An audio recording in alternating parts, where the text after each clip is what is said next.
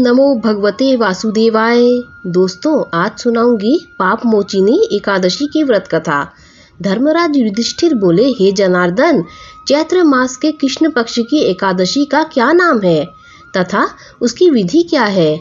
कृपा करके आप मुझे बताइए। श्री भगवान बोले, राजन, चैत्र मास के कृष्ण पक्ष की एकादशी का नाम पाप मोचनी एकादशी है। इसके व्रत के प्रभाव से मनुष्य के सभी पापों का नाश होता है। यह सब व्रतों से उत्तम व्रत है। इस पाप मोचनी एकादशी के महत्व के श्रवण व पठन से समस्त पाप नाश को प्राप्त हो जाते हैं। एक समय देवर्षि नारद जी ने जगत पिता ब्रह्मा जी से कहा, महाराज, आप मुझसे चैत्र मास के कृष्ण पक्ष की एकादशी विधान कहिए। ब्रह्मा जी कहने लगे कि हे नारद, चैत्र मास की कृष्ण पक्ष की एकादशी पाप मोचनी एकादशी के रूप में मनाई जाती है। इस दिन भगवान विष्णु का पूजन किया जाता है।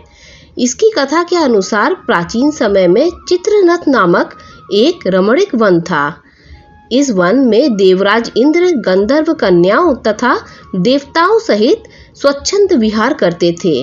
एक बार मेधावी नामक ऋषि वहां पर तपस्या कर रहे थे। वे ऋषि शिव उपासक तथा अप्सराएं शिवद्रोहिणी अनंगदासी थी।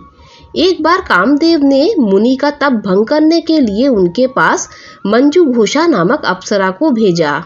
युवावस्था वाले मुनि अप्सरा के हाव भाव, नृत्य, गीत तथा कटाक्ष पर काम मोहित हो गए।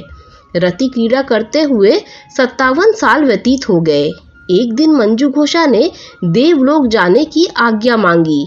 उसके द्वारा आज्ञा मांगने पर मुनि को भान आया और उन्हें आत्मज्ञान हुआ कि मुझे रसातल में पहुंचाने का एकमात्र कारण अप्सरा मंजू घोषा ही है। क्रोधित होकर उन्होंने मंजू घोषा को पिशाचिनी होने का श्राप दे दिया। श्राप सुनकर मंजू घोषा ने कांपते हुए ऋषि से मुक्ति का उपाय पूछा।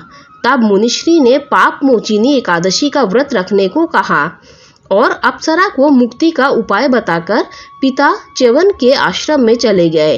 पुत्र के मुख से श्राप देने की बात सुनकर च्यवन ऋषि ने पुत्र की घोर निंदा की और उन्हें पाप मोचिनी चैत्र कृष्ण एकादशी का व्रत करने की आज्ञा दी। व्रत के प्रभाव से मंजू घोषा अप्सरा पिशाचिनी देह से मुक्त होकर देवलोक चली गई।